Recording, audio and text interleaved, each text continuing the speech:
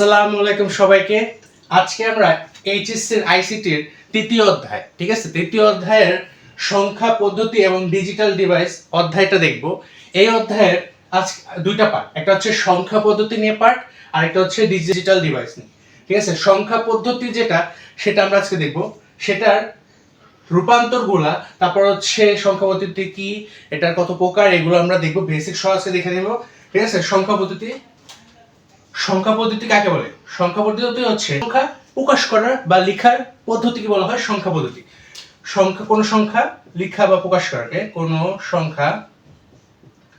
কোন সংখ্যা লেখা বা প্রকাশ করার পদ্ধতিকে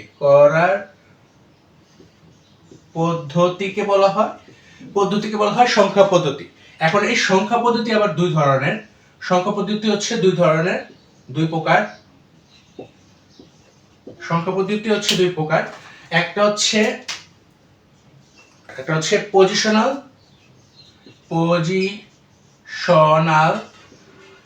আর একটা হচ্ছে নন পজিশনাল সংখ্যা পদ্ধতি। ঠিক আছে, সংখ্যা পদ্ধতি। এখন পজিশনাল এবং নন পজিশনাল, তোমার এই নন পজিশনালটা তোমার আইসিটি বইয়ে কোনো উল্লেখ নাই। ঠিক আছে, এটা বাদ, তাই নন পজিশনাল তোমার পড়া লাগবে না, তোমার পড়তে হবে পজিশনালটা। ঠিক আছে, পজিশনাল পদ্ধতি, সংখ্যা পদ্ধতিটা, এটা দিয়ে হচ্ছে সংখ্যা পদ্ধতিটা। ঠিক আছে, এই পজিশনাল সংখ্যা পদ্ধতি যেটা, এটা মান বের করার জন্য, পজিশনাল সংখ্যা পদ্ধতির মান বের করার জন্য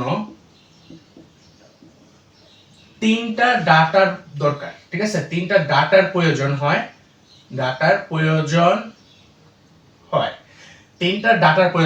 এখন সে তিনটা ডাটা কি আমরা সেটা দেখব। এখন প্রথম হচ্ছে, দেখো, তিনটা ডাটার মধ্যে হচ্ছে সংখ্যাটিতে ব্যবহৃত অঙ্কগুলোর, আমি সবই ব্যাখ্যা করব। ঠিক আছে, সবই ব্যাখ্যা করব। সংখ্যাটিতে ব্যবহৃত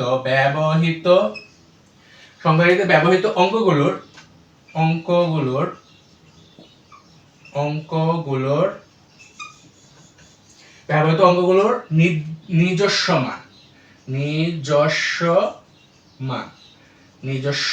ঠিক আছে, নিজস্ব মান।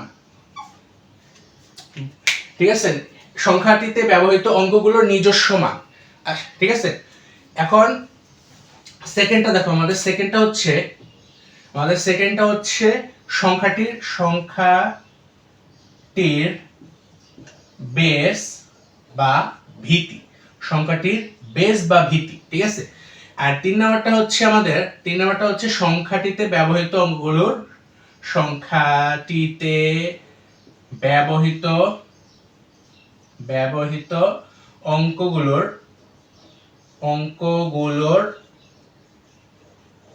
অবস্থা। ঠিক আছে, অবস্থা। এখন আমরা দেখো যে তিনটা লিখছি, তোমরা এটা অনেকে বুঝতে পারো না বুঝতে পারো। ঠিক আছে, এখন দেখো, পজিশনাল সংখ্যা পদ্ধতির মান বের করার জন্য তিনটা ডাটার প্রয়োজন। এটা সম্ভবত খতে আসে, তোমাদের এইচএসসি যারা আছো তাদের খ নাম্বারের কোশ্চেনে আসে যে এই সংখ্যা দেওয়া আছে, একটা সংখ্যা, তার বেস দেওয়া আছে, তো এটা বলে এটা পজিশনাল না নন পজিশনাল। তোমার পজিশনাল সংখ্যা পদ্ধতি হলে তাহলে এটা ব্যাখ্যা করো। তখন তোমার এই তিনটা ডাটা আর কি ব্যাখ্যা করে দেখাতে হবে যে এটা একটা পজিশনাল সংখ্যা পদ্ধতি। আমরা এখন এক্সাম্পল দেখবো, বুঝবো। এখন দেখো, এই সংখ্যাগুলোর মানে তুমি এখন বুঝবা। দেখো, যেগুলো কথাগুলো লিখছি এগুলোর মানে এখন আমি বুঝাবো। এখন ধরো একটা মান দেওয়া আছে 555, এটার হচ্ছে বেস 10। এটা একটা পজিশনাল সংখ্যা পদ্ধতি। আমরা এখনো পজিশনাল সংখ্যা পদ্ধতির প্রকারভেদ পড়ি নাই। ঠিক আছে, প্রকারভেদ পড়লে জানো যে একটা পজিশনাল সংখ্যা পদ্ধতি, কারণ এটা বেস 10। পজিশনাল সংখ্যা পদ্ধতি দেখো, এটার তোমার কি বলবো, প্রথম লাইনটা দেখো, বা আগে দ্বিতীয় লাইনটা দেখো, সংখ্যাটির বেস বা ভিত্তি হচ্ছে কি, এই যে নিচে যে এটা আছে না, এই যে এখানে দেখতে পারতেছো যে আমি নিচে একটা 10 লিখছি না, এটা হচ্ছে বেস বা ভিত্তি। একে বেস বা ভিত্তি বলে।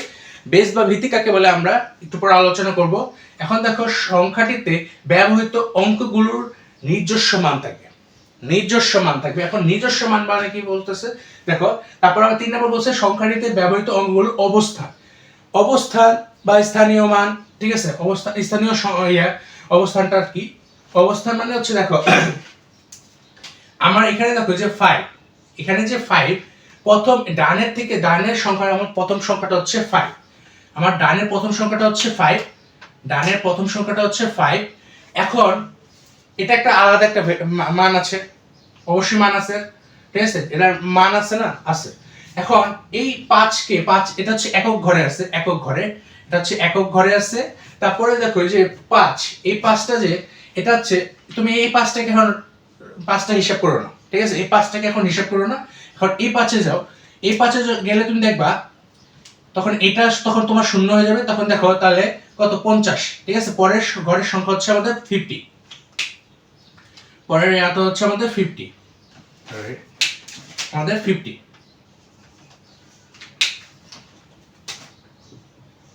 পরের ইয়া হচ্ছে আমাদের 50। এটারও আলাদা একটা নিজস্ব মান আছে। দেখো একক, দশক, শতক, ঠিক আছে। এদের অবস্থান মানে কি হচ্ছে, এদের 5-এর ইয়া কি, একক ঘরে আছে, একক। এই 5টা কতটা আছে, দশকে আছে, মানে এটা হচ্ছে দশকের ঘর, এটা হচ্ছে শতকের ঘর, ঠিক আছে, অঙ্কগুলোর অবস্থান।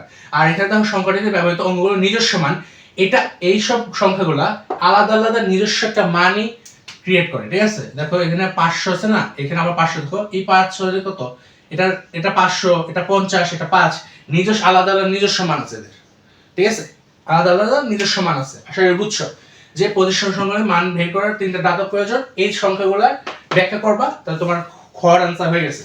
এটা গেছে আমাদের পজিশনাল সংখ্যা পদ্ধতির। এখন আমরা দেখবো যে পজিশন সংখ্যা পদ্ধতি আবার 4 প্রকার হয়ে থাকে।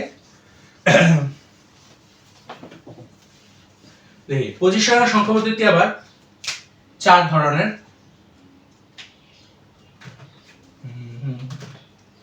পজিশনাল সংখ্যা পদ্ধতি আবার 4 ধরনের,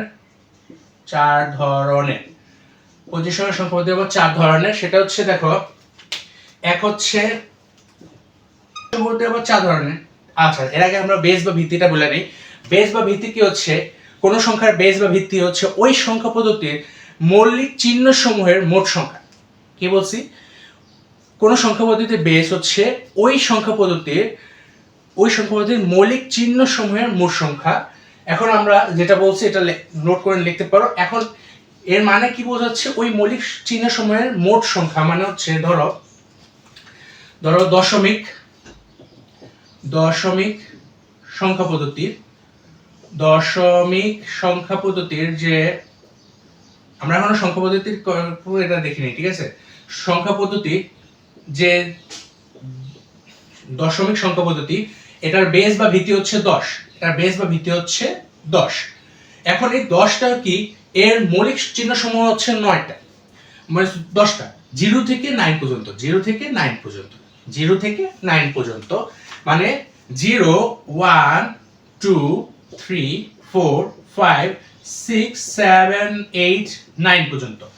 এখন এগুলোর হচ্ছে সব মৌলিক চিহ্ন, এদের মোট সংখ্যা, এগুলো সব 10টা মৌলিক চিহ্ন আছে। এই মৌলিক চিহ্নের মোট সংখ্যাই হচ্ছে এই দশমিক সংখ্যা পদ্ধতির বেস। আসলে বুঝছো বেস বা ভিত্তি, ঠিক আছে। এখন আমরা 4 ধরনের কি কি আছে যে এটাই দেখবো। এখন 4 ধরনের পজিশনাল সংখ্যা পদ্ধতি আছে। 4 ধরনের পজিশনাল সংখ্যা পদ্ধতি হচ্ছে, প্রথমটা হচ্ছে বাইনারি সংখ্যা পদ্ধতি। তারপরটা হচ্ছে দশমিক বা ডেসিমেল।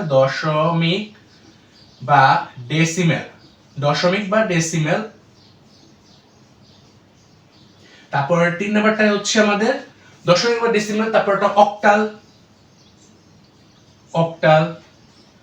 4 নাম্বার হচ্ছে আমাদের হচ্ছে হেক্সাডেসিমেল।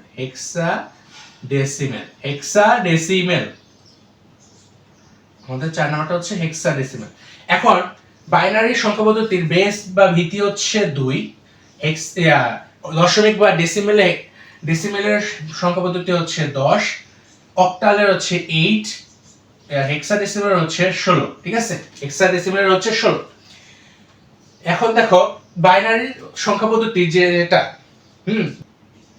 এখন দেখো বাইনারি সংখ্যা পদ্ধতি যেটা, যে 2 বেস, এখানে সংখ্যা কোন দুইটার ব্যবহার হয়, সংখ্যা 0 এবং 1 ব্যবহৃত হবে, সংখ্যা 0 এবং 1 ব্যবহৃত হবে। মানে হচ্ছে বাইনারিতে যে বেস দুইটা, আমার দুইটা সংখ্যা থাকবে, দুইটা সংখ্যার মধ্যে একটা হচ্ছে 0 এবং 1, এর বাইরে তুমি আর যেতে পারবে না।